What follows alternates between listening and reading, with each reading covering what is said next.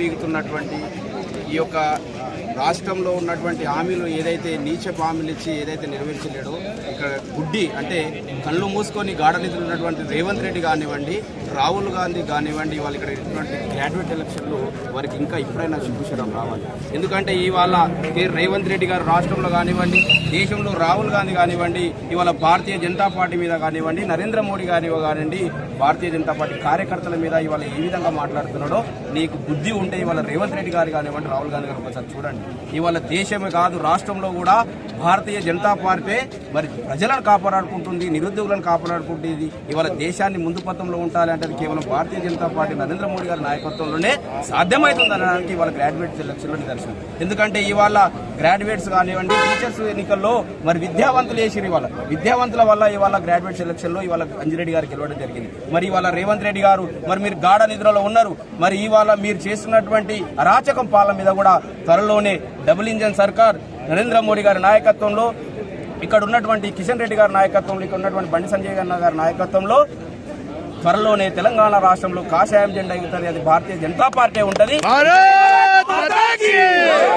సిగ్గు శరం ఉన్నటువంటి ముఖ్యమంత్రి కానివ్వండి, మంత్రులు కానివ్వండి, స్థానికంగా ఉన్నటువంటి కాంగ్రెస్ ఎమ్మెల్యేలు కనీసం ఇప్పుడైనా బుద్ధి తెచ్చుకోండి. ఇవాళ మీరు దేశం పట్ల ఏం మాట్లాడుతున్నారు, ధర్మం పట్ల ఏం మాట్లాడుతున్నారు? మరి ఇంతమంది విద్యావంతులు ఉన్నటువంటి నిరుద్యోగులకు ఏమో హామీలు ఇంతవరకు నెరవేర్చలేరు. ఇకనైనా మీకు ఉంటే కేవలం ఈ రోజు కరీంనగరే కాదు, రాబోయే స్థానిక ఎలక్షన్లు కూడా తెలంగాణ రాష్ట్రంలో కాషాయం జెండా ఎగర వరకు కూడా భారతీయ జనతా పార్టీ ఉంటది. మరి ఈ రోజు ఈ ఎలక్షన్ లో 20,000 మంది కార్యకర్తలు ఇవాళ మరి నిద్రాహారాలు లేకుండా కష్టపడరు. ఎందుకంటే ఇవాళ తెలంగాణ రాష్ట్రంలో కాంగ్రెస్ కు ప్రతిపక్ష పార్టీగా నిలిచింది అది భారతీయ జనతా పార్టీ.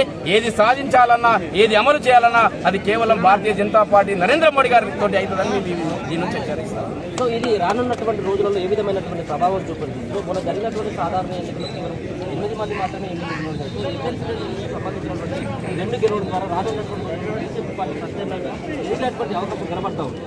మీకు తెలియదు ఏం లేదు మీడియా వాళ్లకు. ఈ రోజు ఇక్కడ పాలిస్తున్నటువంటి కాంగ్రెస్ కానివ్వండి, ఇంతకుముందు పాలిస్తున్నటువంటి కేసీఆర్ ప్రభుత్వం కానివ్వండి, వాళ్ళు ప్రజలకు లేనిపోని ఆశలు పెట్టి మరి ప్రజలకు మందుతోటి డబ్బుతోటి ప్రలోభాలు చెప్పి భారతీయ జనతా పార్టీ మీద లేని అపోహలు సృష్టించి వాళ్ళకి గెలవడం జరిగింది. కానీ ఇవాళ కరీంనగర్ నుంచి చెప్తా ఉన్నాము, త్వరలో జరిగేది తెలంగాణ రాష్ట్రంలో కాషాయం, త్వరలో వచ్చేది భారతీయ జనతా పార్టీ. ఇప్పటి నుంచి కూడా ఎవ్వడు కూడా భారతీయ జనతా పార్టీ గెలుపును ఆపలేరు.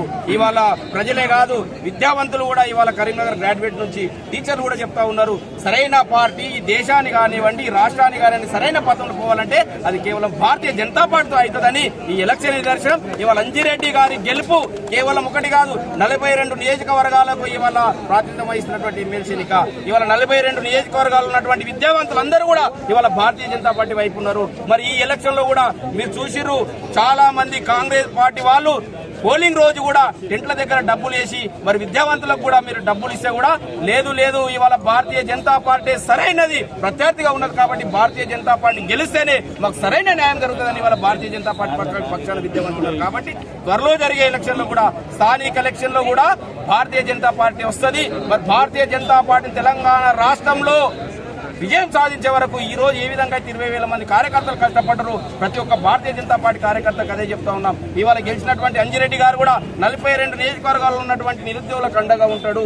కాబట్టి భారతీయ జనతా పార్టీని ఇప్పటిదాకా ఆరాధించినటువంటి అందరి విద్యావేత్తలకు కూడా మేమందరికీ కూడా ధన్యవాదాలు తెలియజేస్తాం.